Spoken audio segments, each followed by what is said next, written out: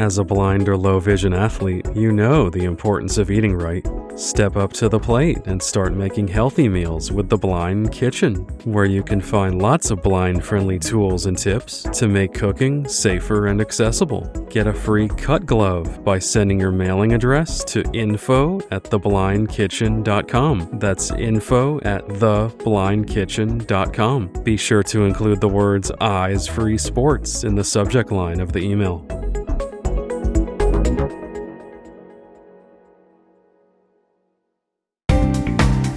Howdy, howdy, and thanks for tuning into episode 163 of the Eyes Free Sports podcast. This is your host, Greg Lindberg. Here on this episode, we are joined by 3 staff members from ACB, otherwise known as the American Council of the Blind. And these 3 lucky individuals got to attend the Super Bowl. Super Bowl 60, which was played in Santa Clara, California, between the Seahawks and Patriots earlier this year. And I hope you really enjoy hearing about their experience attending this super exclusive event as blind fans, also some of the technology they got to use while there, and even what it's like having a guide dog at the Super Bowl. In addition, there's a little bonus segment after the interview that I definitely hope you'll stay tuned to hear about one of my recent experiences as a blind sports fan. So let's go ahead now and hit the field and get rolling with episode 163 of the Eyes Free Sports podcast. All right, so here on this episode of the podcast, we are speaking about accessibility in sporting events. And so we have 3 staff members from the American Council of the Blind, ACB, joining us here on Eyes Free Sports. First, I would like to welcome Scott Thornhill, the Executive Director of ACB. Scott, welcome. Thank you. It's a pleasure to be here. Appreciate the invitation. Absolutely. Appreciate you taking the time. We also have Dan Spoone, and I think your title, I believe, is Director of Operations, Dan. Is that right? That's right, Greg. Happy to be here, and go Gators. That's right. Orange and blue. And last but certainly not least, we have Kolby Garrison. I know you have kind of a longer title. I think does it start with Accessibility Specialist? It starts with accessibility, so you're right there. Okay, I got one. Yes, Accessibility Consulting and Compliance Services Coordinator. Right. Thanks for having me. Absolutely. Really appreciate the 3 of you taking the time to do this. Just as a huge sports fan, always love, talking sports. I know traditionally we have a lot of adaptive athletes, blind athletes on the podcast, but occasionally kind of talk about that intersection of sports and blindness in other ways too. So why don't we start with Scott? If you just want to kind of tell us about your background, Scott, your visual impairment, career, sporting ventures that you've done in your life too. Sure, yeah. No, I appreciate that. Good, thank you. And it's interesting what you had said about what you normally would discuss, because I kind of fit into that and wasn't intending to, or didn't other people didn't know that I was, I suppose. But so I was diagnosed at 8 with retinitis pigmentosa, RP. And at 15, I was told by a doctor that I would be blind by 40, which at 15, 40 seems really old. Doesn't seem nearly as old now that I'm well past that mark. But so I played a lot of sports growing up. When I was, I was about to say when I was little, but I'm not even sure there was a time when I was, at some point I was little, surely. But I played Little League Baseball, began having issues with vision there, certainly. And was too big to play Little League football. So I didn't play football until I got into middle school. And so I played middle school, high school, and then college. And but I was losing my vision that entire time. And so certainly in school, it became even more of a challenge. I tell people, my vision challenges were on a need to know basis, and nobody needed to know. And so other than, family and some very close friends and doctors, I really tried not to have people know that I was dealing with RP and kind of what that would look like. And in hindsight, it wasn't the smartest thing to do, but there was a lot of pride involved and a lot of my own thoughts about what blind people could do or not do. And I didn't want to be that person. And So I didn't always make the best decisions and all of that, but I continued. I wrestled in high school. I also did track. To be clear, I did not run if I could avoid it. I did shot put and discus. But football was really the primary sport for me. I was losing peripheral vision but played offensive line and defensive line in high school, and then was offensive line in college. But yeah, I was struggling. I tried all kinds of things. I wore sport glasses with prescriptions, but they would fog up, and so I'd take them off. 3 or 4 plays into the game, I'd take them off and throw them. Even though they were really expensive. But yeah, I was. The only time they let me touch the ball was to do long snapping, snap for punts and extra points and field goals, and which, like I said, the only time I got to really touch the ball in football. But yeah, and then went to a small college in North Carolina, Division III school, and played. But it's interesting with sports. I grew up just loving sport. I was the kid that would, I'd have a baseball glove on my hand lying on the beanbag, which gives you an idea of, roughly how old I am. But, on the beanbag, and then have a different sport on the television, and maybe even a third sport on the radio. And I'd throw the baseball up in the air and make it touch the ceiling of our family room, just barely touch it. So it would change direction. So I'd have to dive for the ball. My mom would stop throwing the ball and hitting the ceiling, but sports was just always around me. And then growing up and losing that to a big degree for a period of time for me was incredibly difficult. I didn't start playing golf until I lost my vision, and then was playing as someone who was blind, and then just I had a good time doing that because I didn't care where the ball went, as long as it felt good off the club. But now I've found some ways to re-engage and enjoy sports really in new ways, and I look forward to the future of that. Excellent. Appreciate that, Scott. Let's go to Kolby next. So I have been, I guess growing up, I've been totally blind since birth. And, as a child, was never treated any differently, than my sighted sister. So did, dance and gymnastics for a time. Then she got into competitive cheerleading, and I was like, no, not for me. So I did a lot of singing the national anthem for a lot of sporting events, just kind of locally growing up, but I never really played. And the only sport that I really followed avidly, I'd say probably until maybe the last 5 or 6 years, was NASCAR. And my sport fandom horizons have certainly expanded since then. So now, I enjoy following other sports, and really loving all this technology that is coming out that can help enhance our experience. Absolutely. Yeah. It's kind of an exciting time to be a blind sports fan in a way, right? It's finally we got some stuff. Yes, and I never thought I would describe myself as that, Greg. So that just sounds really funny. Coming from somebody who used to, I don't care about football. I don't care about basketball. I don't care about hockey, tennis. Right. But like anything, if we have more access, more information, That's right, we can become more interested in it. Yeah. Exactly. That more access and more information is key. No doubt. Yep. Let's throw the ball now over to Dan.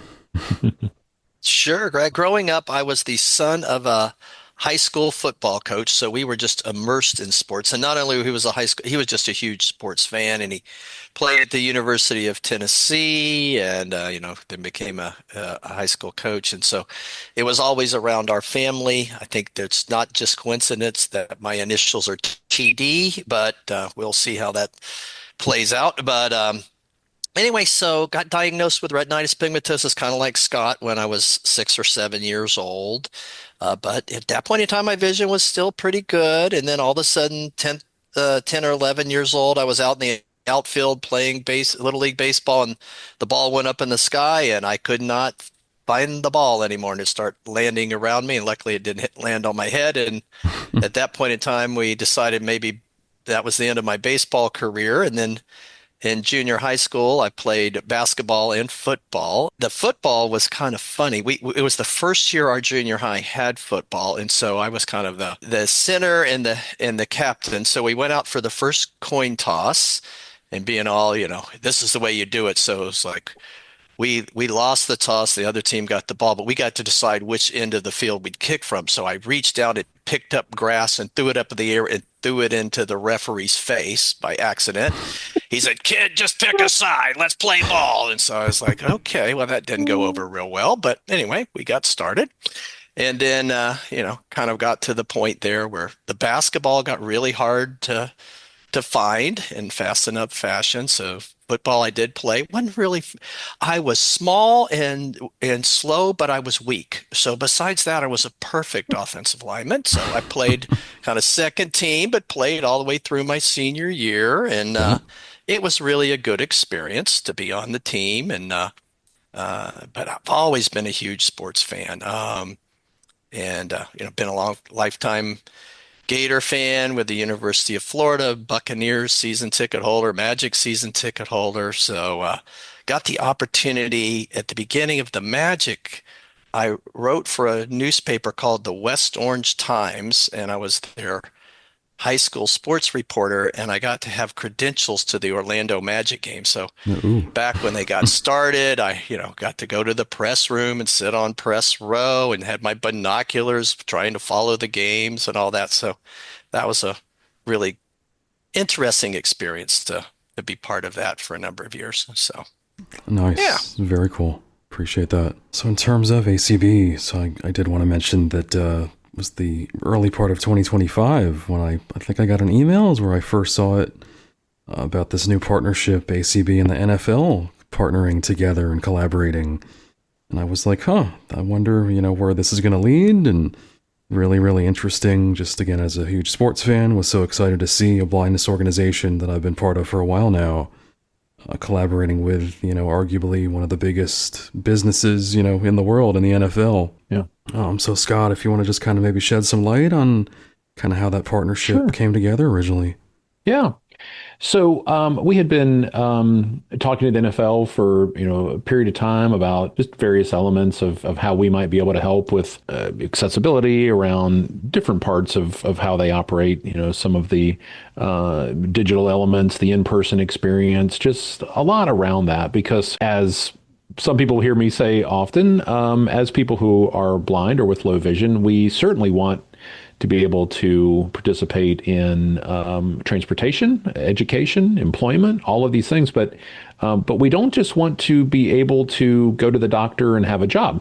We'd also like to enjoy entertainment and have fun and do the things that other people do. And so we really wanted to look holistically at well-rounded lives, or in terms of, like, for example, you think about healthcare.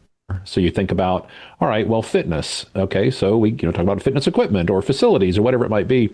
And so when you think about also how you handle stress, how you do all these different things, the point of being able to enjoy entertainment or some of those things that where your passions may lie, and they aren't necessarily, for some people, certainly they are education, for probably a few people, they're transportation. And for others, their jobs may be the thing where they really have the passion. But outside of those things are often could be the theater, right? And we're involved, of course, in the audio description project is one of our big initiatives. And sports is a big part of a lot of people's lives. And when people find out that blind people are fans of particular sports, I think some people are really surprised that, well, how is a blind person? Do you enjoy this or that? Or, and so for us, the National Football League, as you mentioned, one of the biggest companies, but just this iconic brand, not just in the United States, but really around the world, and in many cases, or to a large extent. And so our partnership with them, after having some discussions about how we could best do that, they really felt like, in addition to any feedback or assistance we could give on some of the digital components and things like that, that the in-person experience for them, they really wanted to open up and ensure that the in-person experience for people who are blind or with low vision could be maximized. And so that's really where the discussions around us attending the Super Bowl and kind of what that would look like, giving them feedback, helping them with how those engagements and how those experiences could be improved and really made more widely available to folks, because it's not just the Super Bowl, which the NFL controls, quote unquote. but the 32 clubs that make up the National Football League and blind individuals around the United States, and in some cases, games in other countries, but especially around the United States, being able to go on, as the phrase would be, any given Sunday. Of course, now it's any given Thursday, maybe a Friday, Saturday, Sunday, Monday, but pretty much every day. Yeah, their games are all the time. But people being able to go to this team that they've rooted for, maybe for decades, and be able to go as a person who is blind or with low vision and fully experience that with other people. And so that's really where these discussions took us. Right. Very interesting. Dan or Kolby, anything else you want to chime in on that one? Well, Scott did a really good job of summarizing it. I'll just say, when we got to the Super Bowl and the game was about ready to kick off, I reached over and just gave Scott a big hug and said, "Here we are. The NFL invited the American Council of the Blind to be here and to hear our voices about what makes an accessible experience at the Super Bowl." That's pretty cool. Wow. Yeah. I just got chills hearing you say that. That's what a moment. Yeah. I think one of the things that struck me, it was probably one of our first meetings with the NFL, and they said that they had done a lot of work with the deaf and hard of hearing community, and that they really wanted to, learn more about the community of people who are blind or have low vision. And so I said, "Well, you've come to the right place. we're open books, and happy to answer any questions." And I think some of my favorite parts of kind of the experience at the Super Bowl, one of the parts that stood out, I think, the most for me, there were many parts, but one of the parts was just when we got to engage in just conversation about whatever the topic was, with members of their accessibility team, and then members of NFL staff themselves, during the game and throughout the game, and throughout other experiences that we had during that weekend. But it was we're all human, and you're sitting there learning about each other and asking each other questions. And I found that part to be a lot of fun. And Greg, I would want to just add one thing as I hear both Dan and Kolby talk about this. It was interesting leading up to, and I know we'll get into the Super Bowl here, I'm sure, in a minute. You'll have questions. I know you were just asking about the partnership. And leading up to the game and discussions we had with the league and just amongst ourselves and sort of how things would be. And yes, it ended up, I had to decide who would be going to the game, and you have a certain number of tickets, and you're right, and you have a staff, and I was trying to think through how this would work, because we wanted to bring in and talking with the NFL and kind of what they wanted to get out of this, right? A number of blind individuals, that was sort of the point. It was our experience and what that would look like from an in-person. That's really what they wanted to glean out of this, to help with that more broad sort of understanding and being able to implement some things. But then also knew that we would need someone, in my opinion, and some may disagree with me, but I felt like it was important that we have someone cited with us. So we had one of our advisory board members, Mike Deaver, went with us, and was the only cited one of the four of us. And partially for me, I would just say, for anyone who would have a question about that, the importance of that was partially because there's things that we weren't going to be able to necessarily pick up on that would be visual, that feedback could also be provided to the league to be helpful as they move forward, but also, frankly, from the standpoint of navigating, just getting through all the things that I knew we would have to get through. But I will tell you, and there's reasons, for anyone, but I knew with Dan, having been a sports fan for, decades, and father having been a football coach, and just his, love of sports and joy. And I know how much, football means to him, just his passion around that. And then Kolby, frankly, and it was very interesting having each of them on either side of me. So Kolby, on the other hand, who is a huge motorsports fan, but not a football fan. Was not. Was not Past a football tense. fan. Was not. And she had been to some games, as I understand it, but not a fan. Didn't grow up No. watching it. Couldn't see it. Whatever. Nope. And so Apparently only to sing the national anthem. only to sing the That's national right. anthem. Yeah, well, They just brought her in to sing the national sing, anthem and then she'd leave. watch my sister, cheer, Yeah, which cheer for her sister. Cheer for my sister. And But she cheered. so one side, I've got this, lifelong, right, sports football fan who understands the intricacies of the game, and on the other side, I've got someone who's incredibly, smart about learning it, but just didn't grow up, sort of with it. And so for me, it was really the perfect group to have. To go and to really experience this on different levels and coming from different viewpoints to really give the NFL the kind of feedback and to really help strengthen that partnership and the work we can do with them moving forward. Yeah, I think that is a great point about having kind of a sightling, alongside just for various benefits. And I got to tell you one huge story related to that. So Mike goes where, it's like going into the fourth quarter where everybody's kind of still a little hungry. He says, let me go see if I can find if there's any other food at the concession stand to grab you. And he comes back and he says, well, they've got a hamburger, but it's $136. Wow. It's a 2-pound mutton lamb chop hamburger. And I'm like, no, none of us want to go in for the $136 hamburger. Yeah. So I get home and Leslie says, Dan, they had a hamburger at the Super Bowl that was $136. They were talking about it. I said, yes, but we turned it down because it was a little over our price point. Yeah, that was the only thing left at the end. It was the only thing left. Everything else was sold out. Yeah, I was going to ask about the concessions. That is interesting about the pricing. We have more about that. Yes, we have more about concessions. We'll Sure. get into here, in a bit. Yeah. But yeah, so just to back up, so just so everyone is clear, so this was Super Bowl 60 in Santa Clara, California. Seahawks versus Patriots. Obviously, the Seahawks did get the win. Definitely wanted to mention OneCourt. So I have had some folks from OneCourt on this podcast and have definitely talked about kind of the device and how it works, but really curious, as far as you guys. So they did have OneCourt at the Super Bowl for the first time. And just really curious about your experiences with that. Let's go to Kolby first. So I will be honest.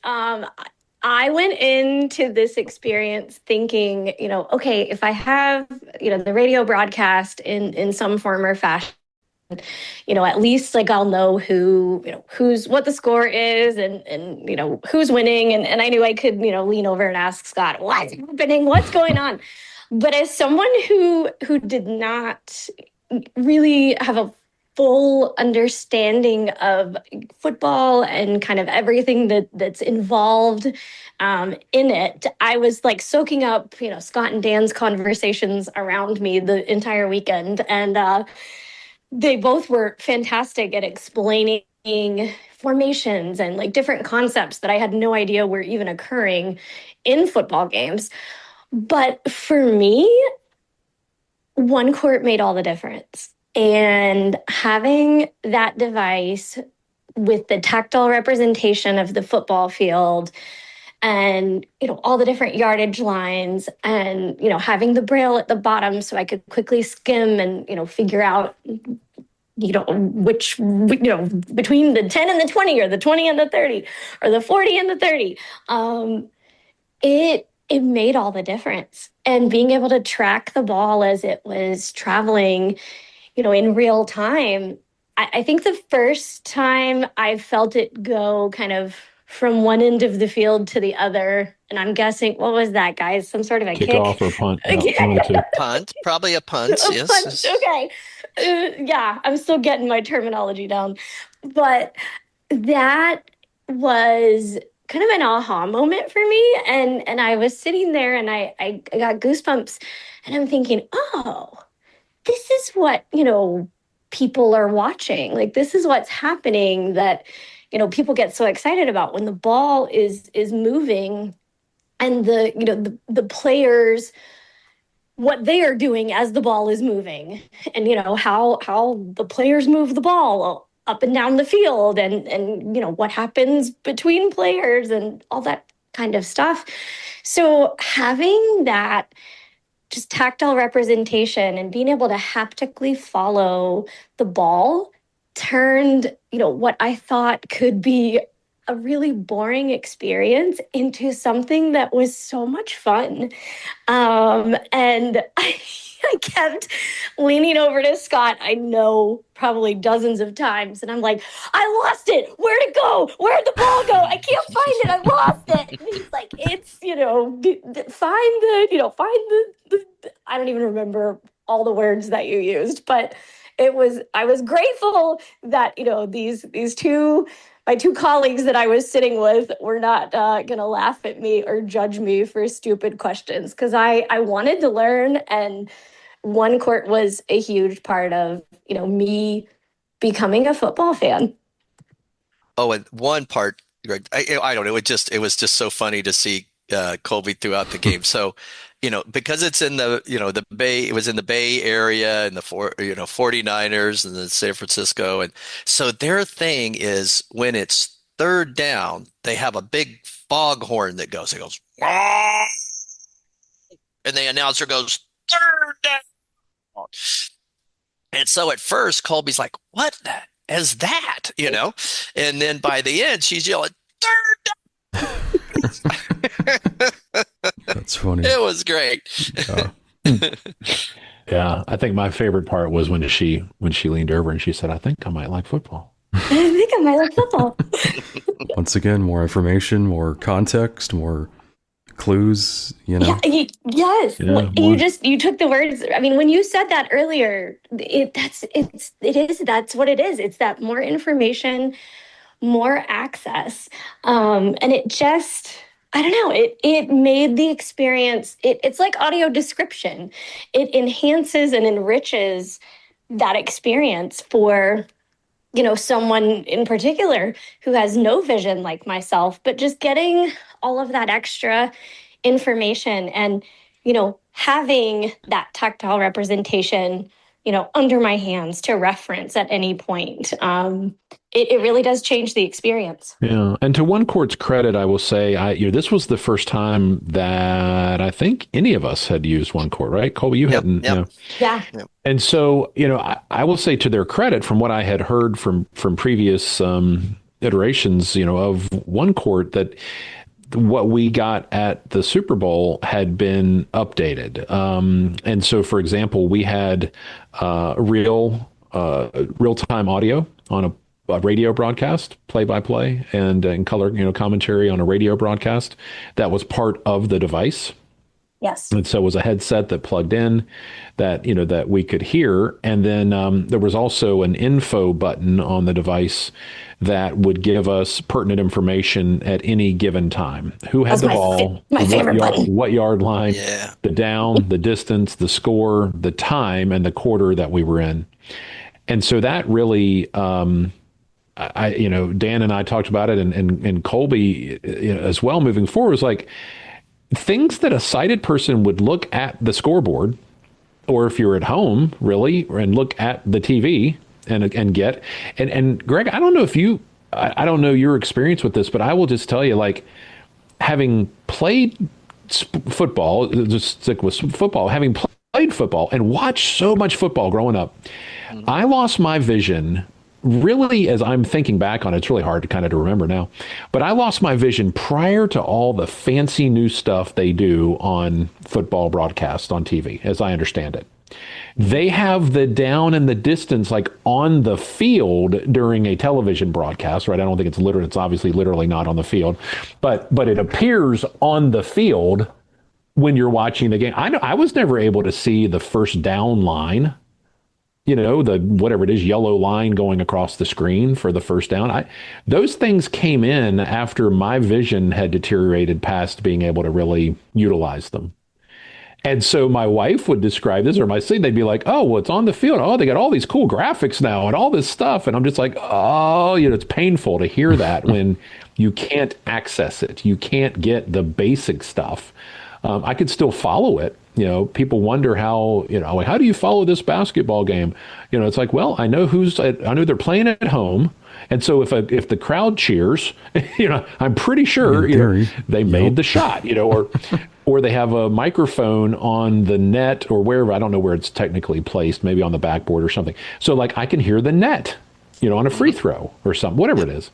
And so there's ways you can kind of, if you're a big enough sports fan, but when you're in that stadium and the crowd, and you don't know, especially in a game like that, the Super Bowl, where you pretty much had pretty even representation, although I will say the Seahawks fans were pretty much much louder than the Patriots fans for multiple reasons, probably based on the game. But to be able to press that info button and at any given time hear what other people could see on the scoreboard, just for me was like just so basic in one way, but just so extraordinary in another way, that now I am included and I don't have to wait for somebody beside me to tell me basic information that everybody else knows. And so that plus that tactile element of feeling where that ball is on the simulated field. So just so you know, what we used, it had a simulated field on the right-hand side. And then had the info button and some other buttons on the left. It had Braille along the bottom and I believe along the top too. There was like there's high contrast print on the top. High contrast print on the top, the Braille on the bottom, but it simulated the field. So there were not any missed field goals, which I wish there had been one, because I would have liked to have known what it felt like if they had missed a field goal. Yeah. But there were like, whatever it was, 5 or 6 field goals made. And when they would make it, the whole end zone would vibrate. Oh, cool. And so that was kind of neat, but you could tell there were some challenges, I will say, like following a pass could be a little challenging. But what I liked is being able to hear the real-time audio. So it would say, and once I realized we were on the near side of the field, that was really helpful. So the broadcaster would say, a pass to the near side, right? So my finger would go down on the field to follow where the ball had gone. And then if he said to the far side, my finger would go up, or fingers, would kind of go up to feel, okay, where did that ball go on the upper side? What yard line is it on? Complete or incomplete, right? Did the ball come back to the previous line of scrimmage, or did it stay where it had been vibrating? So anyway, there's little nuances that I think with more time, with one game, it's a bit challenging, but with more time, I think it would be, and that's where the importance of, the device being used, if it goes to that. The NFL hasn't decided yet if it'll roll it out across, all of the clubs itself, or have the clubs do what some of them have done, which is to try it in some of their stadiums individually. But I think over the course of a season, you could really, really learn the nuances and those kinds of things. And I'd say with the information button, I wanted even more, like, let me know how many timeouts are left when it gets near the end of halftime or the end of the game. Let me know how many yards Kenneth Walker III had rushing, in the game. All that stuff's out on the scoreboard. I'd love to have been able to hear it as it went along, the stats and things. So overall, like Scott said, it's great that you didn't have to ask somebody, how much time's left. You just hit the button and it told you. It was great. And the combination, real quick, I'd say the combination. So, second down, let's say it's 2nd and 8. And you're listening to the broadcast, you can feel the vibration of the ball, right? You can hear what's going on in the stadium. And so you have all these things happening at one time. And so, depending on who had the ball, the pass, right? What group? We were kind of in the Patriots section, as I recall, in the Patriots section. So like if it was 2nd and 8 for the Patriots, right? And you hear another section cheer and you hear the real-time audio say incomplete, right? Well, now we know it's Kolby's favorite time is coming up. It's going to be 3rd down. And you just wait, for that moment. And now you can be a part of it. And you're not completely taken, by surprise that it was an incomplete pass, that it was, and what's coming up. And you can also get into what I love, which is understanding the strategy of certain pieces of it too. How much time is left? What are they going to try to do? Are they going to try to get in field goal range? Are they going to try to, you can really not just be on one piece of information, but you can start to put it all together and enjoy the game as a whole. And I think that goes to, even especially for someone like myself who, right now my understanding is still probably very rudimentary, but like Scott said, with more time and more experience, and once I learn, I think, more of the vocabulary of the game itself, I think that OneCourt will only further enhance that understanding and just give you that more complete experience. Yeah, absolutely. Yeah. Great. I'm so definitely curious a little more about just your overall experience. So where were you guys actually sitting in the stadium? We sat in accessible seating, which was actually really, really nice. Actually, very nice chairs. I know that sounds, some people might think, wow, you liked your chairs. Yeah, actually I did. They were padded. And when you sit for that long, it's nice to have a padded chair. But very nice chairs. I will say, which was an important part of this in-person experience. Yes, we were in accessible seating. Yes, we had some people from the NFL with us for much of the game, and some others came by, and then the OneCourt people came by, and we interacted with a lot of those folks. But we were not, and this is in my opinion, this was a good thing. We were not in frankly some plush suite where we weren't part of the crowd, quote unquote. We were, yes, in accessible seating, but you could hear the crowd, you could experience the crowd. When that cold wind came through, which it did about 2/3 of the way through the first quarter. Oh, my Lord. And here I am in a short sleeve shirt, which I normally would just be perfect, would have loved it. I was never been so thankful that Dan had bought his wife a hoodie that was not nearly big enough for me, but I could drape it around me like a shawl. I probably looked like, anyway, but I'd never been so thankful to have something to, but we were part of the crowd.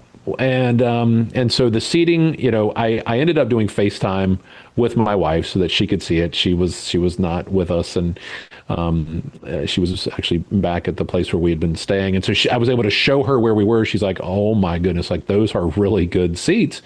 We were on the lower level. And kind of in a little bit in a corner of the end zone, good location to do what we were doing and to be able to experience everything that was going on. So Nice. Well, and I'll tell you this, because the gentleman working representing the NFL, he looked up the tickets on Ticketmaster, and he said, "Guys, these seats are going for $9,000 a piece." Wow. And we said, "Wow, that could be quite a good fundraiser Yeah, for quite the ACB if we fundraiser. just didn't go to the game." But Yeah. we figured the NFL probably would look a little. That's right. Yeah, quite the fundraiser we could have had. Yeah, so auction there our you go. tickets.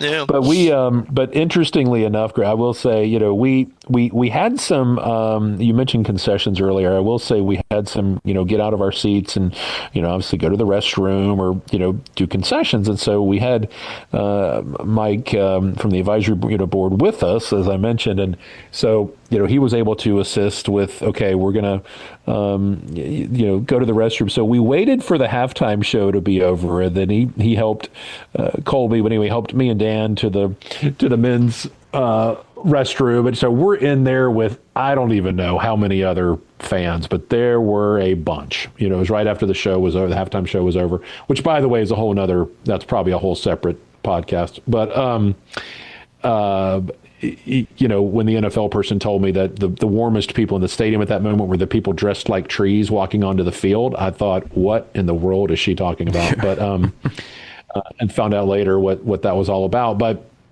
you go in the restroom and you've got the Seahawks fan doing their Seahawks, and then you got the Patriots fans doing their thing, because at that point it was still a bit up Close, in the air and closer. And so, but it was a big crowd. So just like getting to our seats in the beginning, right? Mike is in front of us, got his hands out, letting people know, but Dan is on his left, I'm on his right. Kolby's holding on to my belt with her right hand and got Marty, her guide dog, in her left got hand. Marty Party in my left hand. I got my cane out to the right. Dan has his cane. He's left hand. He's got his cane out to the left. We're going through this crowd like but still I'm hitting people every time on the right hand side. Dan's probably hitting people on the left. Mike's kind of getting some people out of our way that are in front of us to let them know we're coming through. It was a lot of people on the concourse. So we had that experience that other people would have, right? You're in a big crowd, you're navigating, you're figuring it out. But, it was where we were and all of that. We were certainly able to experience the game with the crowd, which for me was, that was an important part of what we did. Absolutely. the flyover during the national anthem, and the that kind of yeah. thing. So, yeah. Yeah, and speaking of Marty, your guide dog Colby, I'm assuming he's probably one of the first guide dogs to attend a Super Bowl, I would think. I don't know. I told her, I said, you have got to be like one of very few guide dogs that has gotten to go to the Super Bowl, girlfriend. She was very focused on, I know, Scott at one point. I think you had French fries, and she was, I'm sure, giving him the puppy I dog. only snuck her a couple. It wasn't. I mean, it wasn't a big deal. But she's listen. This is old hat for Marty. Marty's been to like the Daytona 500, right? Marty's been to. They've been to a lot of NASCAR. Added another one to our list yesterday. But Marty was great. Marty was a trooper, and I mean, Yes. it's a big crowd, and it's a lot to take in. Just a lot of stimulation, I would think, certainly for Yes. the smells, the sounds, but Colby does a really good job of making sure she's protected and taken care of. Absolutely. But the concessions, I will tell you real quick, right? The concessions was very interesting. So at one point, we're trying, it was, I think we had left the restroom and we were going to get some, get a drink or, whatever they had up there. We get up to the counter and of course, there's, and these are just things that happen and that we've shared with some people, but like, how do you as an individual who is blind, right? We had Mike with us, which it was certainly, very, very helpful. But as people who are blind, right? If Dan and I, since it happened to be the two of us, if we had walked up, found that concession stand and walked up there on our own, certainly eventually we would have gotten what we needed and gotten, assistance but sort of everything from, the menu. How do you know what's on the menu to then the kiosk of, how are you actually doing your purchase and all of those things. But it was, it was what you would think of from a large event, lots of people, lines, not inexpensive. But I will say from the time we parked in what was really considered sort of accessible parking, which the NFL did a great job, with that tremendous customer service there. And then they had golf carts that got us to the gate. Kind of backing up just a little bit, golf carts that got us to the actual gate where you would go in. But what they do is they push out their perimeter quite a bit for the Super Bowl. So whereas for a 49ers game, there would have been parking closer to the stadium, they pushed that out to give more space for broadcast vehicles and sponsors and just all kinds of things. And so from the gate you first enter, we probably went through 3 or 4 different checkpoints for various components of what we had, with us. And then of course your tickets at one point, make sure you have your tickets on your phone and, going through that process and then your pockets, what you have with you and bag and, all that kind of stuff. And then we also went to the NFL store after we got in. And I think Dan and Mike, actually Colby and I waited for them, but Dan and Mike got a really cool experience, as I understand it, Dan, at the checkout there. They had this point of sale technology that was really cool that they didn't even have to take the stuff out of the bag and scan it. They just took an image of it and it automatically calculated your receipt in your bill. Yeah. Matter of fact, I think Mike was so impressed by it, he wanted them to do it again. Just so he took it out. He had them void it and take it out again and put it back and redo it again just so he could see how it operated. I see how this works. Wow. That's interesting. So we did that, and whether you're in any crowded space, I think other blind individuals too have been through that. Any crowded space you're in, it's a you certainly are aware of your surroundings and trying to be, super careful about those things. But there's quite a relief when you get to that designated spot and you're able to kind of sit down and take a deep breath and gather yourself a little bit.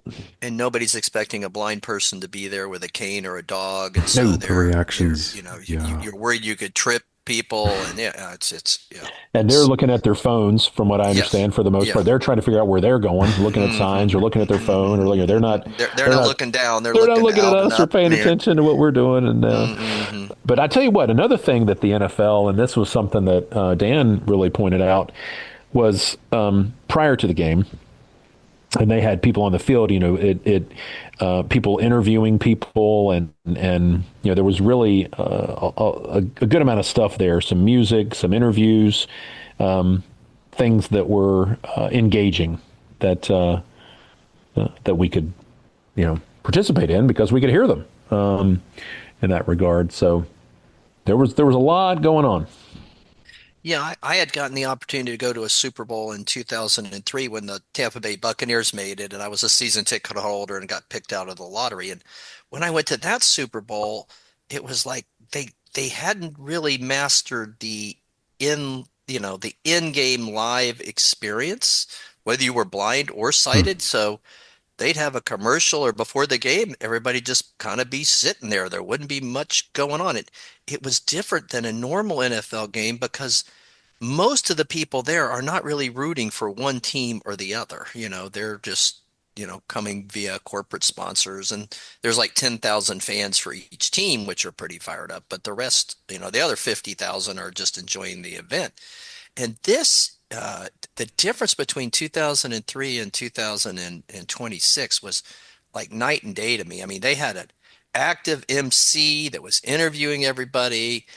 They would have, pre-recorded stuff before the performers would play, come on and do, God Bless America or whatever. So it was really an engaging event. So you really felt like you were part of the event from the time you got there till after the Lombardi Trophy was presented at the end. So that was really a pleasant experience. And we did stay through that Lombardi Trophy presentation for a couple of reasons. One is to let things thin out a little bit, but also really just wanted to hear, all of that. The kind of the thought was, Greg was like, we're here, let's take it all in. Let's enjoy it till the end. And especially knowing that it was, I guess, Paul Allen's sister, right, that ended up accepting the trophy on behalf of the Seahawks, and what that would look like for them. Interesting. Moving forward. And like you're saying, just about all the stuff in the stadium. Obviously, those of us at home watching on TV, don't know all those little nuances and intricacies. And that's, yeah. And it brings up another point related to that, which again, I'll credit Dan with, which is that there's so much that goes on in a stadium or an arena outside of the field or the court. Right. And so that is something that we've also talked with our friends at the NFL about, is the halftime show, having live audio description of the halftime show. Because if I hadn't been told later, I still wouldn't know exactly what happened during the halftime show. Because when you're in the stadium, I think it's challenging enough if you can see in the stadium because it's set up to be a television performance. That's really. Right. But if we had live audio description of that halftime show, it would have meant something to me more than it did. But beyond that, right, all the things that are going on around that stadium, and what would that look like from a live audio description standpoint if we could have not just about the game itself. And one prime example I'll give you, which, for those watching at home, it is what it is. And stations, broadcasters have really gotten away from this. But there was I don't know if streaker is the official term, but there was an individual who ran on the field who was not supposed to be on the field. And we heard briefly about it on the radio, but that was it. There wasn't a lot of follow-up or a lot of, and of course, other people that were in the stadium who could see what was happening, right? They could see exactly what occurred. I would have loved to have had live audio description about security tackling somebody or something. That would have been fun. But that's just another piece of it that is kind of that next layer of that full experience. That'll take some time and effort, but certainly is doable, especially with a device like OneCourt. That's right. Or, Yep. Yeah. Here in Florida, we're working on, live audio description for sporting events when you're actually, in the stadium. I know Mind's Eye, shout out to Mind's Eye in the St. Louis area. They do offer it for the Cardinals and the soccer team and different things. So there are, some examples out there. It's just how do we expand that? And part of what we've gotten to now is that we know these things can be done. That's right. Once you know it can be done. I was just going to say, now I want to experience soccer with live audio description because I think that would help me better understand the game. Yep. Going back to the Super Bowl, as we know, a lot of celebrities, a lot of famous folks go to these games. Did you guys happen to stumble into, John Bon Jovi or Cher or any? We did not. I kept hoping, like, one of us would like run into somebody on accident, or like somebody would see Marty. I might have. I might have. I don't honestly know. I mean, I could have been in the bathroom. If you did, they didn't announce themselves. No, I could have been in the bathroom next to John Bon Jovi and would have never known it. Never known it. Living on a prayer. That's right. No, but not to our knowledge. Sure. Although I will say this, and we didn't really get into this, but you had mentioned it, I think, a little bit earlier. But leading up to the Super Bowl, we had a couple of very interesting experiences. One of them was the Saturday, literally the day before. We went to the NFL experience, the Super Bowl experience, put on by the NFL in San Francisco, and that was part of this experience as well, right? Is the game was in Santa Clara, where the 49ers play, but many of the events were in San Francisco. Right. Which was a little bit of a distance away, and so we went to the Super Bowl experience the day before, and got to experience some of that, like huge helmets out in front huge helmets out in front. You were getting pictures with them and going through some of what they had at the NFL experience. And then after that, we were fortunate enough to be able to go to Lee Steinberg's Super Bowl party, who is a sports agent and has represented many of the, biggest athletes, especially NFL. He's Patrick Mahomes' agent. He's, was Troy Aikman's agent, wow. Really. So we got to go to his Super Bowl party, and I was told, I didn't meet them, but I was told that there were certainly a few very well-known individuals there. Probably some I would not have known in the entertainment world or whatever it might be. But it's kind of a neat, just the atmosphere is interesting. Just the excitement, that comes around an event like that was really neat to experience. Absolutely. I will say my favorite part of that particular event Scott was talking about was running into a puppy raiser who raised for Guide Dog Foundation, which is where I've gotten all my dogs from. And, she came over and she was like, oh my gosh, it's a working guide. What school? Yeah. And I told her, and I was expecting her to say, she was raised for a different school. And so it was so neat to just, small world and, gave each other big hugs and got pictures, and it was just a neat moment. I think she was out there working as an event coordinator. Yeah. So once we got through the traffic of San Francisco and we got into the parking deck and we got to the Super Bowl experience, and we met with some of our NFL partners, and we experienced that and gave some feedback there, and then we went on and actually went back to the parking deck, and then we got an Uber and we went to the Lee Steinberg's party, and then we left the party and went and had dinner, and then not part of sports or the NFL per se. But accessibility. We then we took two separate Waymos in San Francisco. Oh, yeah. So how was that? And I think one of my favorite parts was Dan Spoone experiencing his first Waymo ride. That was probably one of my favorite moments of the weekend. Truly, didn't think it would happen in my lifetime. That was something else. Yeah, I did get to ride one here in Orlando not too long ago. It was it was impressive. I was nervous at first, but I was impressed, honestly, when I got out of that car. I was like, wow, this is something. So. Yeah. When we went down the first hill in San Francisco and it stopped, I did feel a lot better about it. Because if it hadn't stopped, we would have a whole different story. It has brakes. It does have brakes. Yeah. We'd have a whole different story we're telling right now if that car hadn't stopped. But I will say is again, I'd give Dan credit for catching this. We left that Super Bowl party that I mentioned, and somebody was leaving, and they're like, hey, let's just get a Waymo. And it was, sighted people. It wasn't like they were blind, it was sighted people. And we're super excited about it because of various reasons. One of the top ones being that Kolby and Marty can, get in witut judgment. Without having to worry. Serious potential of being denied. No anxiety. Exactly. Yeah, I'm with you on that. So great. So great. Anyway, so that was part of the whole, and the day before, Kolby and my wife and I actually rode in a a Zoox autonomous vehicle as well out there, which was a neat experience. So anyway, kind of trying to do these, not to say do all these things at one time, but like experiencing just where accessibility can at some point, and we're sensing it, we're living it, where it can be at some point, in terms of, an app that, is accessible, that gets me to an autonomous vehicle that doesn't, discriminate against my colleague with a guide dog, and you get in and it's autonomous, and it takes you maybe to the stadium, entrance, and you get, it's like, and then you can go and get to where you're, wayfinding, potentially get to where you're going to sit maybe, and then have a device like OneCourt and experience the game. And one day that will be more seamless, and it'll be an experience that we've been a part of in some ways.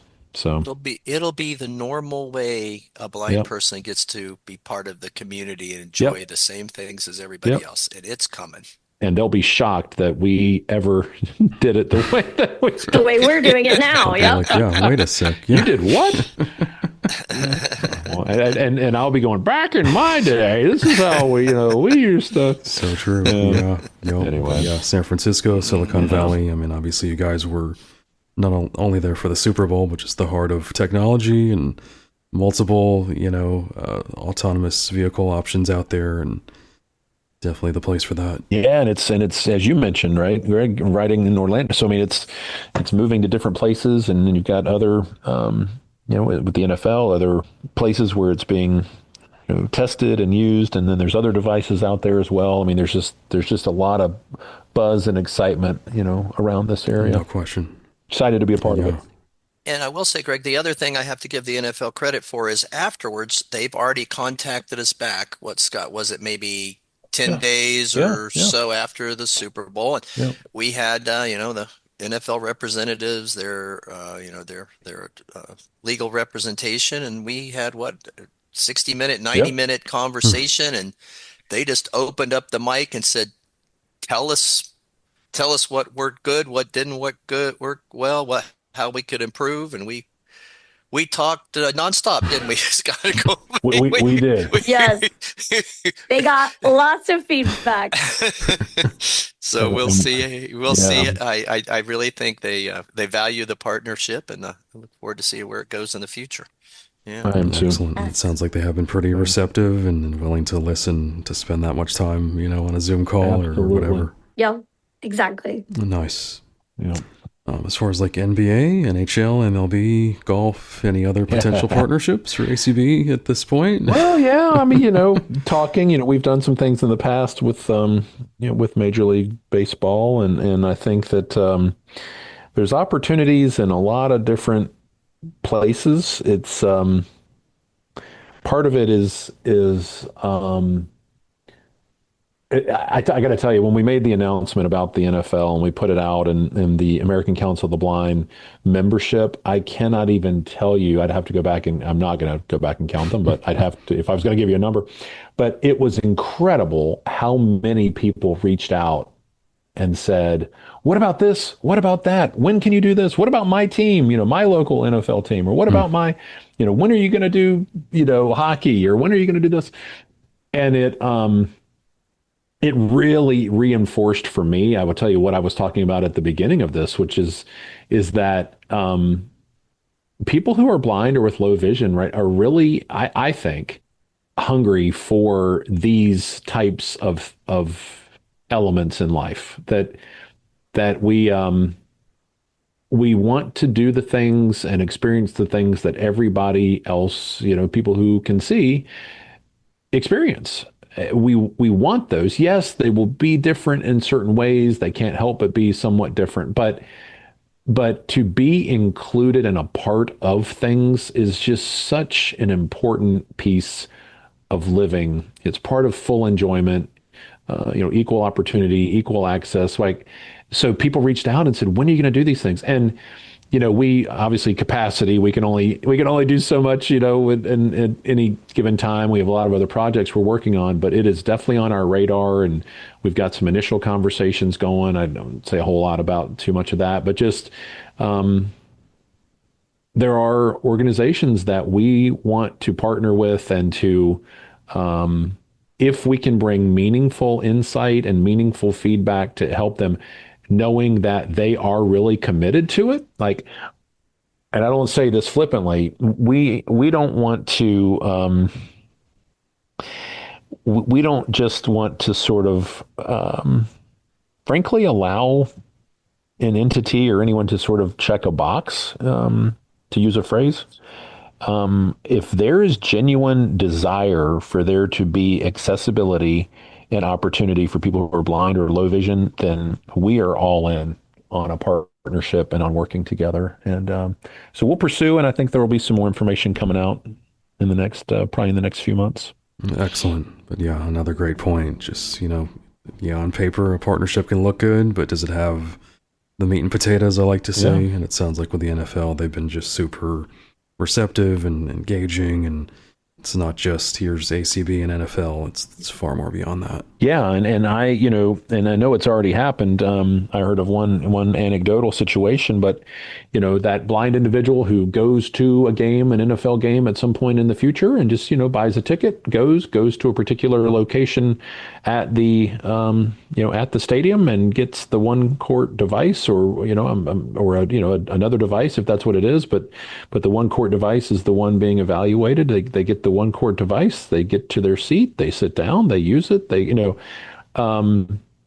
that's in the future what I think will end up being, or someone takes it with them. I'm suppose could be an option, but I think really the stadiums having it, and people being able to use it. The stadiums will have their own devices, just like we do with frankly, like we do with going to a movie theater and getting the device from customer service, or sometimes the concession stand counter, and going in and listening to a movie with audio description. I think it'll be that similar experience. Yeah, not even having to worry about bringing additional technology or equipment. Yeah, so true. Yep. All right, well, to wrap up here, as far as ACB, I did want to mention acb.org if anyone is interested in the American Council of the Blind. Yeah. And just want to thank you, Scott, Dan, and Kolby. Thank you guys so much for taking the time to do this. I really, really enjoyed all your insight, and just hats off to you guys and all the work you're doing there at ACB. Thank you, Greg. Appreciate you. Thanks for having us. Yep. Alrighty. Since I recorded this interview, I actually had the chance to try out the OneCourt device at a live sporting event myself, and it was at the Orlando Magic versus Phoenix Suns NBA game at the Kia Center here in the Orlando area where I live. So first, my friend and I, we went to guest services at the Kia Center to pick up the devices. I believe they have 5 at the arena, if I recall. And did come with a pair of headphones as well. There's an audio jack on the device to connect those headphones. Or I believe you can even bring your own earbuds or headphones if you want to. And so for basketball, it does have a tactile court, so you can actually feel all the different lines, the paint, the foul lines, etc. right on that court. And then in terms of tracking the ball, so it actually vibrates, just like with football, as long as that ball is moving. Even if it's not moving, it does vibrate based on where that ball is on the court. So for example, let's say a player was like driving in the lane, trying to do a layup or even a dunk, perhaps in basketball. You can really track that whole motion through the vibrations, which is just super, super cool. In addition, it does provide a lot of audible feedback, so little audio cues. It will speak whether a shot is good or if it misses. Even things like, fouls, if the ball goes out of bounds, a turnover, etc. It gives you all that info via audio cues. And so a big reason to have those headphones in order to hear that information. It also has a button that provides the quarter number, how much time is left in the quarter, and then the current score of the game. So again, just as a blind fan, you're not having to necessarily ask your phone, which can give you some of that info, but it's all built right into the device, and pretty comprehensive in terms of all that info that it does provide. I should also mention there's a tutorial that kind of walks you through how to use the device and the different haptics and what they mean. So it's not like they just hand you the device and they're like, here you go, good luck, figure it out. I thought it was pretty, educational and informative as far as the info that it provided in that tutorial. And let's say you're with someone that's maybe not as familiar with basketball. It can really give you a lot of good insight into just like the playing surface in terms of the court, even some of the rules and different things. So a lot of good info. For example, let's say someone who's totally blind since birth, maybe just really has no concept, has never experienced basketball, being on the court or anything, can really give you a good sense of what that's like. Also, I should mention I did put in my pre-order for the OneCourt at-home device. So this pre-order was available to the OneCourt waiting list members. So I've been on that wait list now for quite a while, anxiously awaiting this moment. And from what it sounds like, they're going to be shipping the devices starting in December of 2026. So we'll have to be a little patient, just to wait for that. But it is going to come with 3 overlays for baseball, basketball, and football. So just for the pro sports, so NBA, MLB, and NFL. And from what it sounds like, it's pretty simple to just interchange the overlays based on whatever game you're following. And they also mentioned that it syncs up with an audio source. So let's say you're listening to the game on the radio, maybe on an Echo device, or even watching on TV. It will sync up to that broadcast, so you can actually continue to listen on whatever device, separate device you have, and then be able to track the game through the OneCourt device. So I'll definitely keep everyone posted on anything else, any new updates on OneCourt. Obviously, we talk a lot about adaptive sports, but being a big sports fan myself, I know we have a lot of blind sports fans out there, listening to. I think this is really neat technology, and really excited to get that at-home device, get my hands on that here, hopefully fairly soon. To hear more episodes of the Eyes Free Sports podcast and to subscribe, search for Eyes Free Sports on your favorite podcast platform or visit eyesfreesports.com. Be sure to follow the Eyes Free Sports podcast at facebook.com/eyesfreesports and on Twitter @eyesfreesports.